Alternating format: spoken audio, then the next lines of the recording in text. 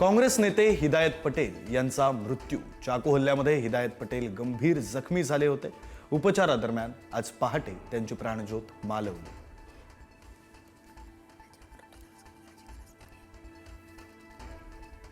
पिंपरीमध्ये 40,000 कोटींची कामं कुठे झाली दाखवा। उपमुख्यमंत्री अजित पवारांचा भाजपवर पुन्हा निशाणा। भाजपच्या काळात पिंपरी पालिका कर्जात बुडाल्याचाही आरोप। मुख्यमंत्री देवेंद्र फडणवीस यांची आज मुलाखत। अभिनेत्री तेजश्री प्रधान आणि ज्येष्ठ पत्रकार मिलिंद बल्लाळ करणार प्रश्नांची सरबत्ती।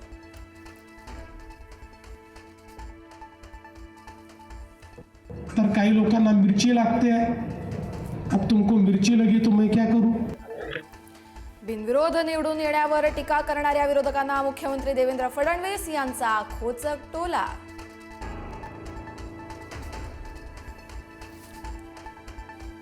11 जानेवारीला शिवाजी पार्कवर ठाकरे बंधूंची संयुक्त सभा। उद्धव ठाकरेंनंतर आता राज ठाकरेंकडूनही मुंबईमध्ये शाखा भेटींना सुरुवात। आदित्य ठाकरे, अमित ठाकरेंचाही एकत्रित प्रचार।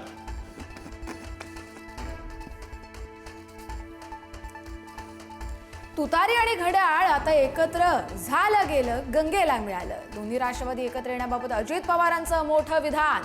शरद पवारांमुळे हिंजवडीत IT पार्क आलं, अजितदादांकडून कौतुक।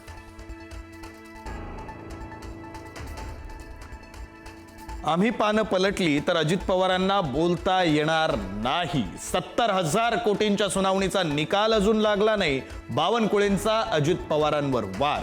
अजित पवारांनी मित्रपक्षावर बोलू नये। अजित पवारांना विनंती वजा सल्ला वजा इशारा।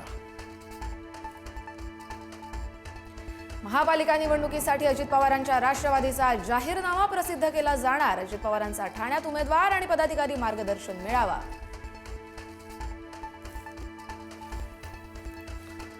देशभरामध्ये सर्वाधिक गृहप्रकल्प महाराष्ट्रात सुरू। गेल्या वर्षभरात राज्यात 4,282 नव्या प्रकल्पांची महारेराकडून नोंदणी। पुढील काही वर्षात मुंबईसह संपूर्ण महाराष्ट्रात मोठ्या प्रमाणावर घरांची निर्मिती होणार। मुंबईमध्ये हवा प्रदूषणात चढ उतार। अनेक ठिकाणी घातक हवा। सरासरी AQI 172 वर।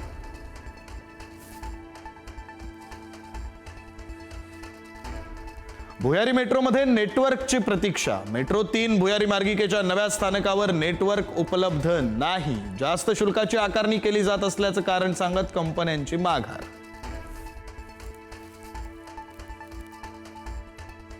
विदर्भात थंडीची लाट 2 दिवस कायम राहणार। राज्यातील थंडीचा कडाका कमी, मात्र विदर्भात किमान तापमान घसरलं। नागपूरला 7.6 अंशांवरती तापमान। श्वसनाच्या त्रासामुळे सोनिया गांधी रुग्णालयात दाखल। थंडी आणि प्रदूषणामुळे श्वसन नलिकेशी संबंधित समस्या, तर सोनिया गांधी यांची प्रकृती ठीक असल्याची डॉक्टरांची माहिती। अभिनेता विजय थलपतीला CBIचे समन्स। करूरमधील चेंगराचेंगरी प्रकरणी 12 जानेवारीला हजर राहण्याचे निर्देश। गेल्या वर्षी 27 सप्टेंबरला विजयच्या रॅलीमध्ये झाली होती चेंगराचेंगरी। बांगलादेशात हिंदूंचा आक्रोश। 35 दिवसात 11 जणांच्या हत्या। स्वातंत्र्य सैनिक, पत्रकार, व्यापारी ठरले हिंसक झुंडीचे बळी। महिलांवरही अत्याचार।